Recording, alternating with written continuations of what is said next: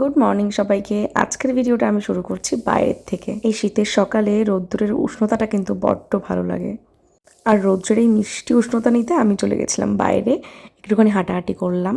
ইদানিং সকাল সকাল ঘুম থেকে ওঠার জন্য বাইরের সৌন্দর্যটা আমি বেশ ভালোভাবে উপভোগ করতে পারছি। যাই হোক, শীতের সকালটা চা দিয়ে না শুরু করলে কিন্তু একদম ভালো লাগে না।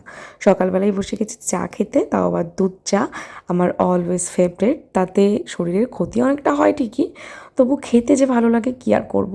তারপরে বসে গেছি রান্না করতে পাস্তা। আজ সবার ইচ্ছে হলো যে সবাই আজকে পাস্তা খাবে, সকালবেলায় অন্য কোনো খাবার আজকে খাবে না। তার জন্যই কিন্তু রান্না করছি পাস্তা।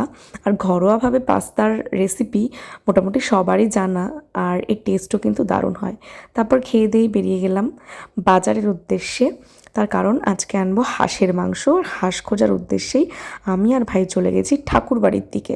প্রথমেই বাজার ঘুরে এসে আমরা হাঁস পাইনি, তাই জন্যই ঠাকুরবাড়ির এখানে আসা।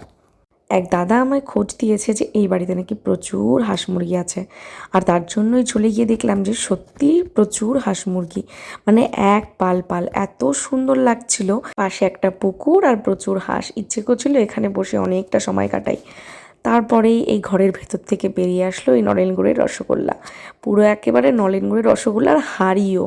এত মিষ্টি এত মিষ্টি, আর ও আমায় যে এত আদর করছিল কি বলবো, আমায় চেটিয়ে পুটিয়ে দিচ্ছিল শুধু মুখটা। তারপর ওকে আদর করে গেলাম একটুখানি চারিদিকটা ঘুরে দেখতে যে কত হাঁস মুরগি আছে। হাঁসের দিকটা তো প্রথমেই দেখালাম, এবার দেখো মুরগি। ঠাকুরনগরে যারা থাকো তাদের প্রত্যেককে বলছি এখানে কিন্তু একবার যেতেই পারো। ঠাকুরবাড়ির আগে যে গমকলটা, তার উল্টো পাশেই বাড়িটা। এখানে হাঁস মুরগির দামও প্রচুর কম, আর কোয়ালিটিও ভীষণ ভালো, ভীষণ মানে ভীষণ ভালো। আর এখানে দেখো ছোট্ট ছোট্ট মুরগিও রয়েছে। তারপরেই চোখে পড়লো এই গোলমরিচ গাছটা, সারা গাছে ভরে গেছে ফলে। আর আমি একটুখানি কাঁচা গোলমরিচ তুলে খেয়ে নিলাম।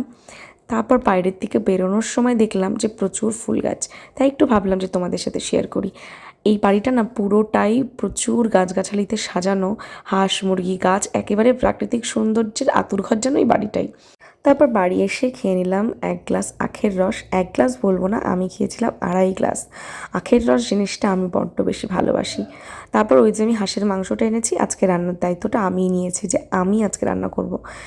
আর হাঁসের মাংসের ভেতরে এরকম গোটা রসুন, ছুঁই ঝাল এসব দিলে কিন্তু মন্দ হয় না, তোমরাও একবার ট্রাই করে দেখতে পারো।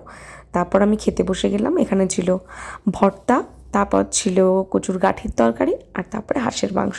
চলো ভিডিওটা এখানেই শেষ করছি।